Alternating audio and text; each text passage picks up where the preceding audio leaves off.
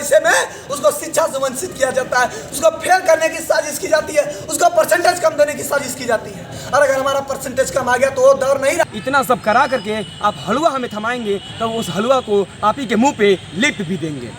तो कल लिपने के लिए आ जाइए। करता हूँ कि लड़ाई सबकी है, ये चंद छात्रों की नहीं है, लड़कों की नहीं है, कि आए और आपके लिए।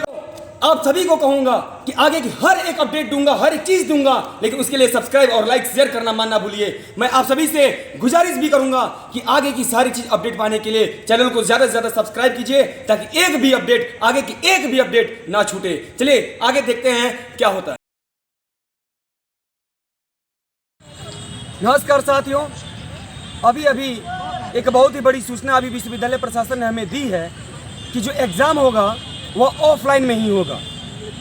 अब मैं आप सबसे पूछता हूं कि जो धरना हुआ, जो यहाँ पर लड़के अनशन में बैठे हैं, जो लड़के जेल में गए, क्या वही ऑफलाइन में देने के लिए गए?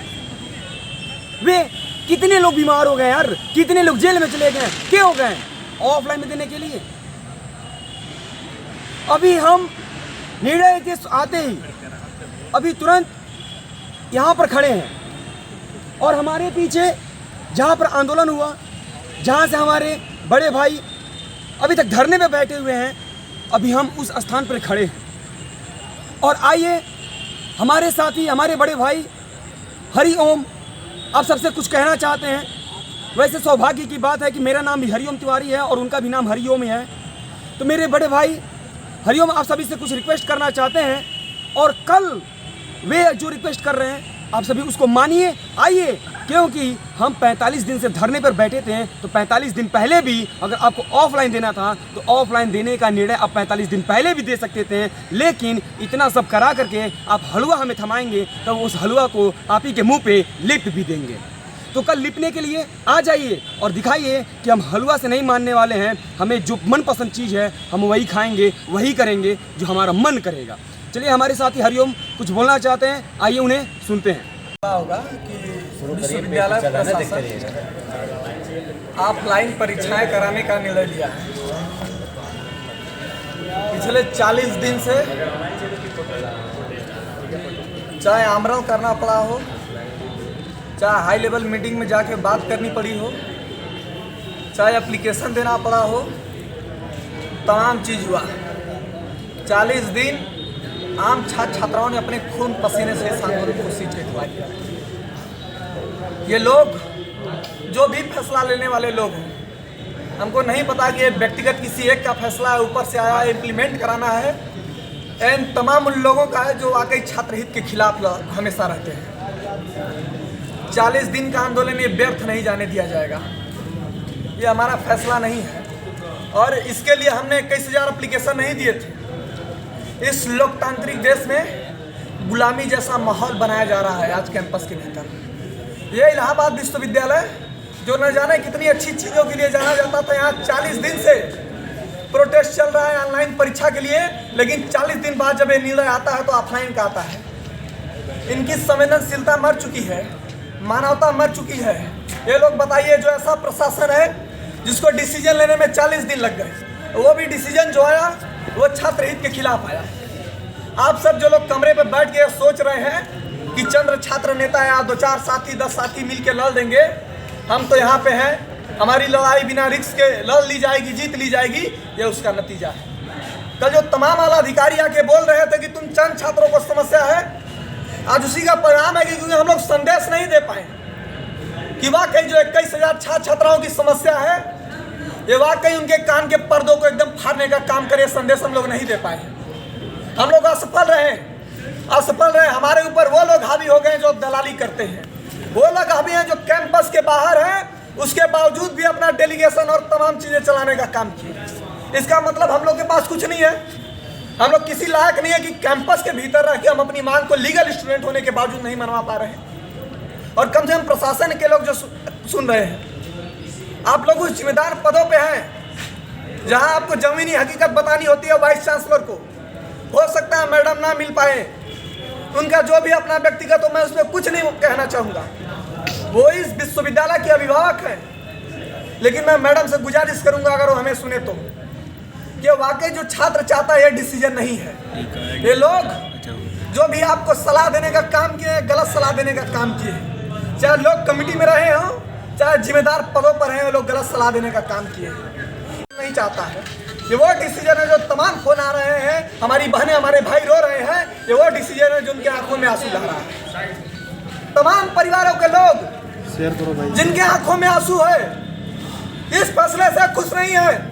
क्या चाहते हैं कि इस लोकतांत्रिक देश में, ये कई कोरिया में नहीं है इंस्टीट्यूशन की जो चाहे वो हो जाएगा, इस भारत देश में है। और ये सरकारी और केंद्रीय विश्वविद्यालय है, यहाँ गरीब का बेटा पढ़ने के लिए आता है, कम पैसे में अच्छी शिक्षा लेने के लिए आता है, वहाँ 21,000 से ज़्यादा छात्रों की आवाज़ को दबाई गई है। ये अर्जियाँ थी जिनको तलवे के नीचे दबाया गया है। यह डिसीजन नहीं हो सकता है। तमाम लोग को निलंबन का नोटिस दिया गया, तमाम लोग की गिरफ्तारी हुई, आंदोलन को तोड़ने का कोशिश किया जा रहा है। आप मत होइए, जीवन में हम लोग उदाहरण बने कि अगर हम लोग को मरना है तो हम लोग लड़ के मरेंगे, ऐसे कायरता वाली मौत नहीं मरेंगे। उदाहरण पेश करें कि कभी जब बात करनी पड़े तो किसी और का उदाहरण ना देना पड़े। हम कहें कि जब परिस्थितियां विपरीत थी तो एक आदमी आके यहाँ लड़ा था। 40 दिन हमने समय बर्बाद किया है। अभी भी यहाँ पर सैकड़ों छात्र बैठे हुए हैं जिनकी उम्मीदें हैं कि अभी भी एग्जाम ऑनलाइन होकर रहेगा।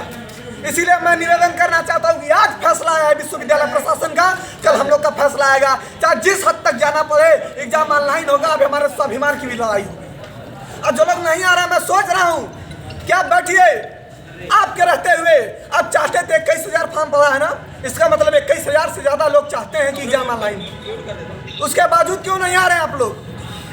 अब अपनी लड़ाई नहीं लड़ना जान रहे हैं। यह विश्वविद्यालय का संस्कार नहीं था, ये यहाँ की संस्कृति नहीं थी। अब वो लोग जो आज लड़ाई लड़ रहे हैं, कम से कम 125 की संख्या में यहाँ खड़े हैं। अभी भी आपके भाई, आपके साथ ही तमाम बहनें यहाँ खड़ी हैं। आप लोग से निवेदन कर रहा हूँ, ये आखिरी निवेदन समझिए जाए जो भी, कि आपको अपने घर से निकलना पड़ेगा, 10 बाय 10 के कमरे से निकलना पड़ेगा, आना पड़ेगा स्कूल पद के कार्यालय पे, जो आपके और हमारे आवाज को दबाने का काम किए हैं जिन लोगों ने।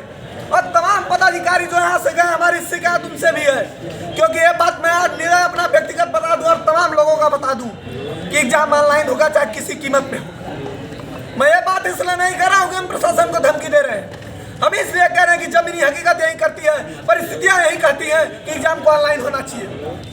21,000 लोगों ने फॉर्म दिया था। क्या इस लोकतांत्रिक देश में एक अर्जी रहती, 2 एप्लीकेशन रहता, 70-80 रहते, हम मानते थे कि उसको रद्द कर दिया जाता, उस आवाज को दबा दी जाती। ये वो देश है जो लोकतांत्रिक है, जो संवैधानिक है, सरकारी इंस्टीट्यूशन है। यहाँ 21,000 परिवारों की अर्जियां को दबाई गई हैं। यह फैसला कैसे प्रशासन एक्सेप्ट करता है? मैं बता देना चाहता हूँ कि 136 सालों के विश्वविद्यालय के इतिहास में कभी ऐसा नहीं हुआ होगा कि इतने छात्रों की आवाज को दबाया गया है। तो यह भी होगा कि आने वाले दिनों में ऐसा आंदोलन हुआ होगा कि 136 सालों में कभी ऐसा आंदोलन नहीं हुआ होगा। मैं बार बार कह रहा हूँ, खुले मंच से कह रहा हूँ कि मैं पेपर दूंगा तो ऑनलाइन दूंगा, नहीं तो पेपर नहीं दूंगा, चाहे कोई भी परिस्थिति करनी पड़े। मैं आप सबसे निवेदन करूंगा, चाहे कक्षाओं का बहिष्कार करना पड़े, चाहे कक्षाओं का बहिष्कार करना पड़े, चाहे लैब को छोड़ना पड़े, कक्षाएं बंद करनी पड़े, चाहे जो करना पड़े, आप लोग आइए और अपना निर्णय लेके जाइए ऑनलाइन वाला। ये हमारा निर्णय नहीं था। धीरे धीरे भीड़ यहाँ पे बढ़ रही है, रात यही कटेगी, पूरा दिन यही कटेगा, जब तक यहीं रहेंगे तब तक हमारा निर्णय नहीं आ जाता। हार मानने वाले लोग नहीं है, हताश होने वाले लोग नहीं। हमारा साथी अभी फोन किया था कि भैया अगर ऐसा निर्णय आ जाएगा तो मैं तो आत्महत्या कर लूंगा। मैं तमाम लोगों से निवेदन करना चाहता हूँ, ये हमारा रास्ता नहीं है आत्महत्या करना, ये कायरों का रास्ता है, ये हमारा रास्ता नहीं हो सकता। हम लोग इस देश के वासी हैं, यहाँ गुलामी से हम लोग लड़ के वापस आए हैं। हम उस देश के वासी हैं जहाँ शहादत हुई है, लड़ते लड़ते गए हैं, कभी कायरता नहीं दिखाई है। हम लोग आत्महत्या नहीं करेंगे, ये रास्ता नहीं है, लेकिन हम लोग अपना फैसला लेके रहेंगे। अभी विश्वविद्यालय प्रशासन जान ले, ये हमारे दर्द जो हम तमाम साथी यहाँ पे बैठ के बयां कर रहे हैं। किसी को यह बात नहीं है कि कोई खुशी होकर यहाँ बैठा है, किसी को यहाँ नेता नहीं बनना है 21,000 छात्राओं को। ये लोग अपनी मांग को लेके आए हैं कि आप लोग क्या पढ़े हैं। जिला प्रशासन के लोग, तमाम MHRD से लोग, मंत्रालय के लोग, राजनीति से प्रभावित लोग जो भी हमको सुन रहे हो, आप समझिए कि सरकारी विश्वविद्यालय की यह स्थिति नहीं होनी चाहिए थी। खड़े हो ताकि आम छात्रों के साथ जो अन्याय हुआ उससे हम लोग उबर पाए, और सबकी जिम्मेदारी है। मैं कहता हूं कि जो लोग सुन रहे हो, बड़े पदों पे हो, चाहे जिला प्रशासन से, चाहे राजनीति से, चाहे यहाँ से जो गए हो, ये आपकी भी जिम्मेदारी है कि यहाँ के लोगों के साथ अन्याय ना हो। ये आपकी भी जिम्मेदारी है कि 21,000 पर्चियों को दबाया ना जाए। ये आपकी भी जिम्मेदारी है कि आप हमारे साथ खड़े हो जाए। कोई ऐसी नहीं होने देंगे आप लोग जो विश्वविद्यालय के अंदर कायरता को दर्शाएगी। मैं आपसे निवेदन करूंगा कि खुले मंच में विश्वविद्यालय प्रशासन से हमारी डिबेट करा दे, हम इनकी कुव्यवस्था की पोर्ट खोल के ना रख दे तो आप कहिएगा। ये कैसे कराएंगे ऑनलाइन, कैसे ऑफलाइन कराएंगे? हमारा निर्णय ऑनलाइन का था। हमारी परिस्थितियां कहती थी कि पेपर ऑनलाइन होना चाहिए। देश के सभी केंद्रीय विश्वविद्यालयों में पेपर ऑनलाइन हुआ है। चाहे दिल्ली यूनिवर्सिटी की बात करें, बीएचयू की बात करें, बीएचयू डीयू की आप बात करें, डीयू तो उस कंडीशन में था जहाँ दिल्ली में परिस्थितियां भयंकर थी। उसके बावजूद भी 16 अगस्त से वहाँ पे कम से कम प्रैक्टिकल के क्लासेस चलना शुरू हो गए थे। ये वही कैंपस है जहाँ मूवी की शूटिंग होती थी, हजारों की भीड़ लगती थी, लेकिन हमारी कक्षाएं बंद करती थी। अब परिस्थितियों को समझिए कि गरीब परिवार का बेटा जब यहाँ आगे पढ़ना चाहता है कम पैसे में, उसको शिक्षा से वंचित किया जाता है, उसको फेल करने की साजिश की जाती है, उसको परसेंटेज कम देने की साजिश की जाती है। और अगर हमारा परसेंटेज कम आ गया तो वो डर नहीं रहा। कंट्रोलर साहब बोल रहे थे कि 37%, 40% लाने वाला छात्र यहाँ से मेंस लिखता था, साहब आज 50% ना लाइए तो बीएड का एंट्रेंस नहीं दे सकते, और 60% ना आए तो एफकॉट और सीडीएस जैसे फॉर्म नहीं भर सकते। क्या इनको नहीं पता है क्या? हमारा भविष्य बर्बाद करने से पहले सोच लें कि हम अपना भविष्य बर्बाद नहीं होने देंगे किसी कीमत पे। और जो लोग हमको सुन रहे हो, तमाम साथी, हमारे भाई बहन, आपसे निवेदन करता हूँ कि लड़ाई सबकी है, ये चंद छात्रों की नहीं है, लड़कों की नहीं है कि आए और आपके लिए लड़ेंगे। हम लोग ऐसा माहौल क्रिएट करें जो जेएनयू उदाहरण देता है। यहाँ पे जिला प्रशासन रहता है, विश्वविद्यालय प्रशासन रहता है, हम उनकी बात छोड़ दे तो आपके भाई बहन रहते हैं यहाँ पे, आपके दोस्त साथी रहते हैं। आपको डरने की जरूरत नहीं है। कैंपस के भीतर आप आइए और लड़िए, ताकि आपको किसी और का उदाहरण ना देना पड़े कि जब मेरे ऊपर अत्याचार हो रहा था कोई और लड़ रहा था। आप खुद लड़िए।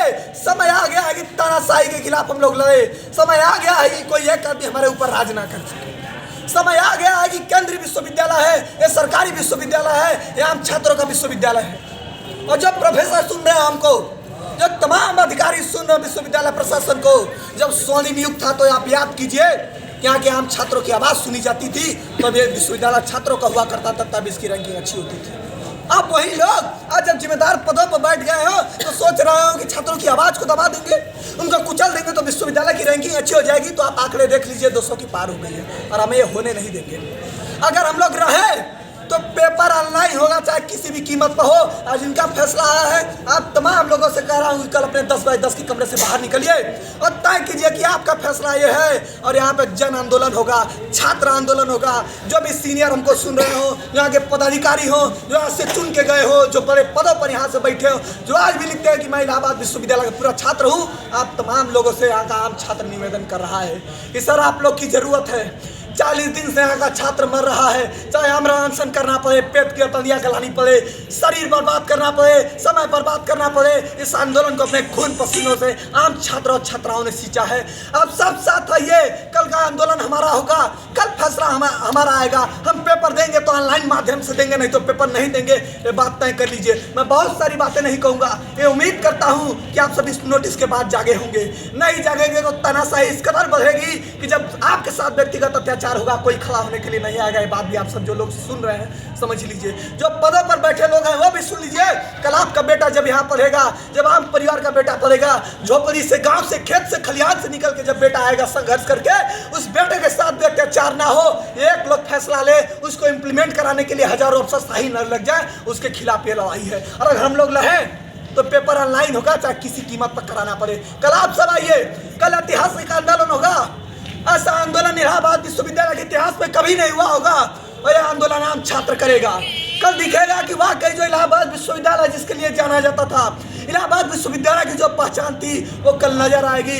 जिला प्रशासन से लेके, यहाँ सिर्फ जिला प्रशासन की बात नहीं करूँगा, कल लखनऊ से लेके दिल्ली तक हिलेगा। जो हम लोग बात अपने भाषणों में कहा करते थे, जो छात्र नेता अपने बातों में कहा करते थे, ये बात समझ लीजिए, कल दिल्ली को हिलाना है।